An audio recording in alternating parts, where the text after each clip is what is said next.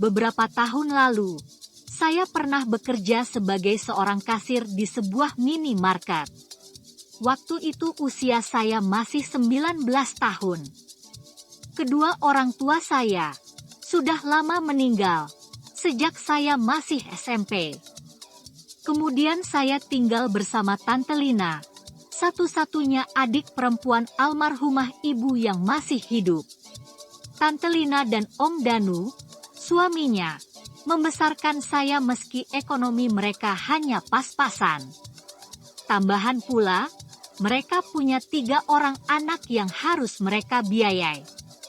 Tante Lina hanya mampu menyekolahkan saya sampai tamat SMA. Kemudian saya mulai mencari pekerjaan untuk biaya hidup saya dan juga untuk membantu keluarga Tante Lina. Saya pernah kerja di rumah makan, toko buku dan terakhir menjadi kasir di minimarket. Selama ini Tante Lina dan Om Danu cukup baik kepada saya, sehingga saya tetap tinggal bersama mereka. Hingga pada suatu malam, saat itu, Tante Lina dan ketiga anaknya pergi ke rumah saudaranya yang lain karena ada acara pesta keluarga. Saya tidak bisa ikut karena harus kerja. Begitu juga Om Danu, yang bekerja sebagai seorang satpam di sebuah mall. Malam itu, seperti biasa, sepulang kerja sekitar jam 9 malam, saya baru saja selesai mandi dan makan malam. Saya masuk ke kamar, hendak tidur. Tiba-tiba Om Danu, yang baru saja pulang kerja, mengikuti saya masuk ke kamar. Saya sedikit kaget, karena biasanya Om Danu tidak pernah masuk ke kamar kami. Saya satu kamar dengan anak perempuan satu-satunya Tante Lina dan Om Danu. Om Danu langsung mengunci kamar, ketika kami sudah berada di dalam kamar. "Om mau apa?" tanyaku sedikit santai. Biar bagaimanapun, Om Danu sudah saya anggap seperti ayah sendiri. Om Danu hanya diam, sambil terus mendekat. Saya mencoba sedikit mundur, tapi kaki saya sudah mentok ke sisi ranjang. Om Danu langsung mendorong tubuh saya, sehingga saya telentang di ranjang. Om Danu pun kemudian langsung menendih tubuh saya. Saya berusaha melawan, tapi Om Danu terlalu kuat. Saya coba menjerit, tapi tangan Om Danu sudah membekap mulut saya dengan kuat. Dan saya hanya bisa pasrah, ketika akhirnya Om Danu berhasil memperkaos saya malam itu. Om Danu berhasil merenggut kesucian saya dengan cara yang sangat kasar. Saya hanya bisa menangis. Saya menangis sejadi-jadinya. Saya tidak menyangka sama sekali, Om Danu tega memperkaos saya. Padahal selama ini, dia begitu baik pada saya. Tapi semua sudah terjadi. Yang saya rasakan hanyalah rasa sakit yang teramat sangat dan rasa takut yang tiba-tiba datang, ketika Om Danu mengancam saya dengan keras. Om Danu mengancam akan membunuh saya, jika saya menceritakan perbuatannya tersebut kepada siapapun, terutama kepada Tante Lina. Saya hanya bisa menangis malam itu, menangisi nasib saya, menangisi semua yang terjadi. Siangnya, ketika Tante Lina sudah pulang, saya berusaha bersikap biasa saja, seolah tak terjadi apa-apa. Saya tetap berangkat kerja seperti biasa, meski harus menahan rasa sakit. Sejak saat itu, Om Danu sering memaksa saya lagi untuk melayani nafsu bejatnya. Tante Lina berjualan sarapan di kantin sekolah tak jauh dari rumah kami, sedangkan anak-anaknya ada yang kuliah dan sekolah. Sehingga kalau pagi hari, keadaan rumah sangat sepi. Saya sendiri bekerja secara shift kerja, kadang shift pagi, shift siang dan kadang shift malam. Begitu juga Om Danu, sebagai satpam, dia bekerja secara shift.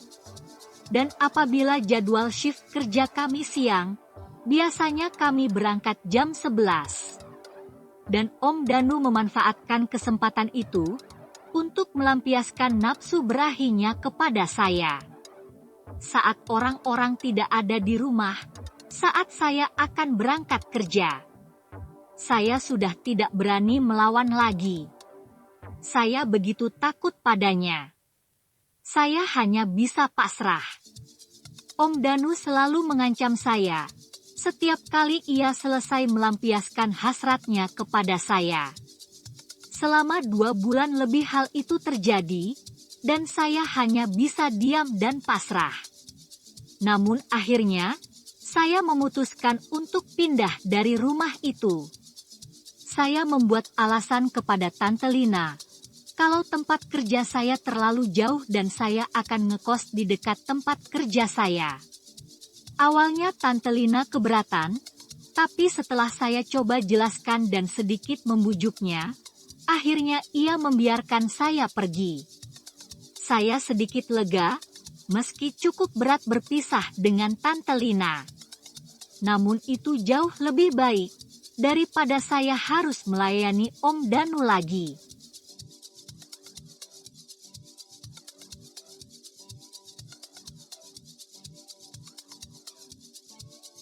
Kamar kos itu cukup kecil, tapi setidaknya di situ saya merasa sedikit aman dan yang pasti saya tidak akan bertemu Om Danu lagi. Di tempat kos, saya bertemu dan berkenalan dengan Desi, seorang perempuan yang baik dan juga soleha. Dia seorang guru. Dia kos karena berasal dari luar daerah. Tapi Desi sudah sangat lama tinggal di kos itu. Desi sering ikut pengajian ibu-ibu yang diadakan hampir setiap malam di masjid yang tak jauh dari rumah kos kami.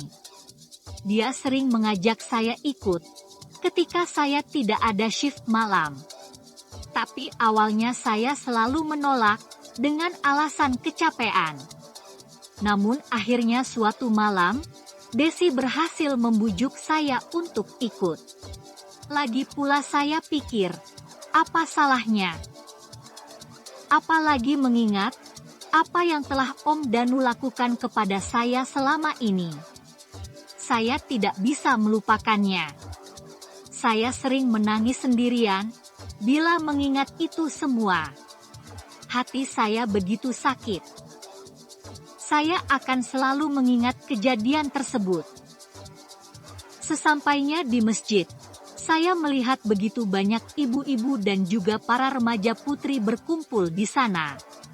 Desi memperkenalkan saya kepada beberapa orang temannya. Meski merasa sedikit canggung, saya mencoba berbaur dengan mereka. Tak lama kemudian, datanglah seorang ustadz paroh baya dan duduk di depan. Kemudian beliau memulai pengajiannya. Beliau itu Ustaz Jeri. Bisik Desi di telingaku, beliau biasanya mengisi pengajian di masjid ini 2 kali seminggu. Lanjutnya, aku hanya manggut-manggut sambil memperhatikan Ustaz Jeri. Wajahnya lumayan tampan, meski sudah cukup berumur. Jangan pikir macam-macam, beliau sudah menikah dan sudah punya 2 anak. Suara Desi sedikit mengagetkanku, seakan mencoba membaca pikiranku. Ah, kamu apaan sih? Balasku sekenanya. Meski sejujurnya saya memang suka melihat Ustadz Jeri. Senyumnya sangat manis. Dia juga orang yang penuh harisma. Suaranya sangat merdu dan menenangkan, apalagi saat ia membacakan surat Al-Quran. Saya kadang tanpa sadar, sering menatapnya lama. Di akhir pengajian, Ustaz Jeri memberikan kesempatan kepada para jemaah untuk bertanya atau menceritakan masalah mereka. Ustaz Jeri menjawab pertanyaan dan memberikan solusinya dengan sangat cerdas. Ustaz Jeri memang cerdas dan bijaksana. Sejak malam itu, saya jadi lebih sering ikut pengajian. Bukan hanya karena ingin melihat Ustadz Jerry, tapi juga saya merasa sangat nyaman berada di sana. Sampai hampir 1 bulan saya mengikuti pengajian itu dan bekerja sebagaimana biasanya. Saya merasa ada yang salah dengan saya. Saya memeriksakan diri ke dokter, dan dokter mengatakan bahwa saya sedang hamil. Saya hamil sudah hampir 4 bulan. Selama ini saya tidak merasakan apa-apa. Saya merasa biasa saja. Sejak pindah dari rumah Tante Lina, 2 bulan yang lalu, satu-satunya keanehan yang saya alami ialah saya memang sudah lama tidak datang bulan. Memang sempat terpikir waktu itu, kalau saya bisa saja hamil oleh Om Danu. Tapi saya takut bertanya kepada orang-orang. Karena itulah saya hanya diam dan selalu berpura-pura kalau semuanya baik-baik saja. Tapi hasil pemeriksaan dokter tadi membuat saya benar-benar syok dan takut. Saya tidak tahu harus bercerita kepada siapa. Sejak pindah dari rumah Tante Lina, saya tidak pernah datang ke sana lagi. Saya tidak mau bertemu Om Danu lagi. Meski Tante Lina sering nelpon dan menyuruh saya datang. Tapi saya selalu membuat alasan kalau saya sibuk kerja. Saya benar-benar bingung, saya tidak tahu harus ngapain sekarang. Saya menangis sejadi-jadinya di dalam kamar kos sendirian. Meratapi hidup saya, yang tiba-tiba terasa begitu pahit dan berat.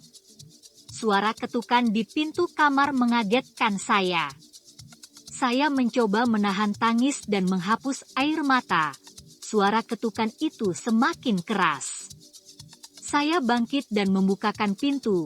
Desi sudah berdiri di depan pintu dan menatap saya lama. "Ada apa?" tanyanya. Gak ada apa-apa." Jawabku sedikit terbata. "Aku dengar kamu nangis," balas Desi. "Cerita padaku, ada apa?" lanjutnya, sambil masuk ke dalam. Aku hanya berdiri terpaku dan membiarkan Desi masuk, lalu mengunci pintu. Aku memang butuh tempat cerita. Tapi hatiku ragu. Apa Desi bisa pegang rahasia? Batinku. Namun aku tak punya pilihan. Lagi pula, Desi selama ini sangat baik padaku. Dengan sedikit terbata-bata, aku ceritakan semua kejadian yang menimpaku pada Desi. Desi kelihatan sangat kaget, tapi segera ia mengendalikan diri. Dia memelukku yang sudah terisak-isak. Aku gak tahu lagi mesti ngapain, Des. Ucapku, masih dalam tangis. Desi membiarkanku menangis, untuk melepaskan segala kesedihanku. Aku terus saja terisak, sambil memeluk erat tubuh Desi. "Bagaimana kalau kita menemui Ustadz Jerry?" ujar Desi akhirnya, setelah cukup lama kami terdiam. Aku sedikit kaget dan berusaha menghentikan tangisku. Kutatap wajah Desi cukup lama, penuh tanya dan keraguan. "Udah. Kamu tenang aja," lanjut Desi menjawab tatapanku, "nanti aku yang ceritakan semuanya. Kamu tahu, kan? Ustadz Jerry selalu punya solusi dari setiap masalah." Lanjutnya lagi. Aku sedikit ragu. Tapi apa yang dikatakan Desi, ada benarnya. Aku gak mungkin menyimpan hal ini, lambat laun orang-orang bakal tahu kalau aku hamil. Aku setuju untuk menemui Ustadz Jerry. Kami pun berangkat, setelah Desi menelpon Ustadz Jerry dan membuat janji temu. Kami bertemu Ustadz Jerry di rumahnya yang ada di kota kami. Menurut Desi, itu rumah kedua Ustadz Jerry. Beliau sebenarnya tinggal di kota lain, bersama anak istrinya. Rumah yang di kota kami itu, hanyalah rumah persinggahan beliau ketika dia ada acara di kota kami. Sesampainya di rumah itu, kami dipersilahkan masuk oleh Ustadz Jeri sendiri. Ternyata beliau hanya sendirian di situ. Katanya, rumah itu sengaja beliau beli karena suasananya yang nyaman dan jauh dari keramaian. Rumah itu sengaja tak dijaga siapapun, jadi setiap kali Ustadz Jeri ke rumah itu, beliau selalu sendirian. Beliau suka ke sana untuk menenangkan diri. Setelah dipersilahkan duduk dan disuguhkan minuman, Desi mulai menceritakan maksud kedatangan kami. Desi menceritakan semua kejadian yang menimpa saya dan meminta jalan keluarnya kepada Ustadz Jeri. Saat ini, perut saya sudah mulai membesar, kataku. Saya gak mungkin berada di kos ataupun bekerja, apalagi harus kembali ke rumah Tante Lina, lanjutku. Saya pun tak ingin minta pertanggungjawaban Om Danu, karena jelas akan sangat melukai hati Tante Lina dan anak-anaknya, lanjutku lagi. Kalau kamu mau, ucap Ustadz Jeri akhirnya. Setelah cukup lama kami terdiam, untuk sementara kamu tinggal saja dulu di rumah ini, katanya melanjutkan, sampai kita temukan solusinya, atau bahkan sampai anak kamu lahir. Lanjutnya lagi. Aku terdiam cukup lama. Kutatap Desi, dia hanya memperlihatkan wajah terserah. Kutatap Ustadz Jeri sesaat, lalu tanpa sadar aku mengangguk. Karena menurutku, tidak ada jalan lain untuk menyembunyikan kehamilanku.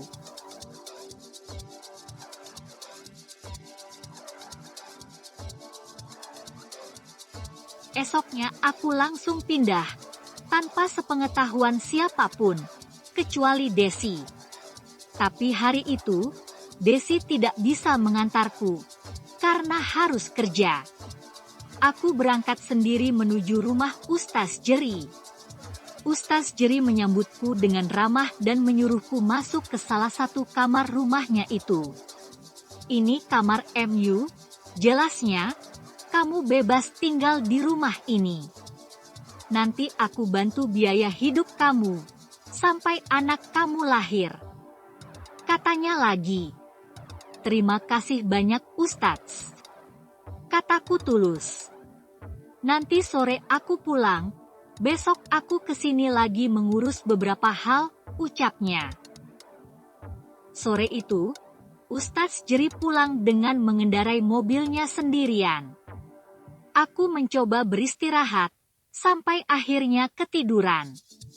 Saat aku terbangun, jam sudah menunjukkan pukul 11 malam, hujan sangat deras di luar.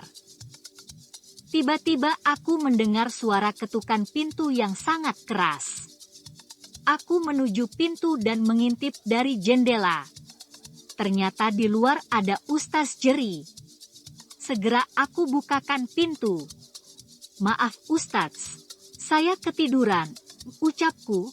Ustadz udah dari tadi mengetuk pintu, tanyaku melanjutkan. Ustadz Jeri hanya mengangguk. Lalu beliau duduk di kursi tamu. Saya duduk di hadapannya, dengan hanya memakai baju tidur. Ustadz tidak jadi pulang, tanyaku memecah keheningan, hujan semakin deras di luar. Terjadi longsor, jalan putus, saya tidak bisa pulang. Jelasnya, karena merasa tidak enak hati, saya berdiri dan hendak pergi tidur. Tunggu, cegah Ustadz Jeri. Setelah saya pikir-pikir, bagaimana kalau kamu saya nikahi saja? Lanjutnya yang membuat saya sedikit kaget. Kamu mau, kan? Jadi istri kedua saya? Tanyanya lagi. Aku hanya terdiam. Kamu sedang hamil, dan saya tak ingin terjadi fitnah. Jadi lebih baik kita menikah saja. Dan itu akan jauh lebih aman. Ucapnya lagi. Aku masih terdiam. Sejujurnya aku memang suka dengan Ustadz Jeri. Tapi bukan berarti harus jadi istri kedua. Tapi saya tidak ingin pernikahan kita diketahui istri saya. Jadi kita akan nikah sirih. Ustadz Jeri berkata lagi, melihat saya hanya diam. Aku semakin terpukul. Tapi saat ini, apa aku punya pilihan? Setidaknya dengan menikah dengan Ustadz Jeri, anakku nanti jadi punya ayah. Aku mengangguk dan berkata, jika itu memang jalan terbaik bagi Ustadz, saya ikut saja. Kulihat Ustadz Jeri tersenyum. Aku pun melangkah menuju kamar untuk tidur. Pikiranku kacau. Mataku enggan terpejam, semua kejadian yang menimpaku terlintas di benakku. Hatiku semakin sakit. Tapi aku benar-benar tak berdaya. Aku hanya pasrah dan membiarkan takdir menjalankan tugasnya. Aku yakin, semua yang terjadi adalah yang terbaik.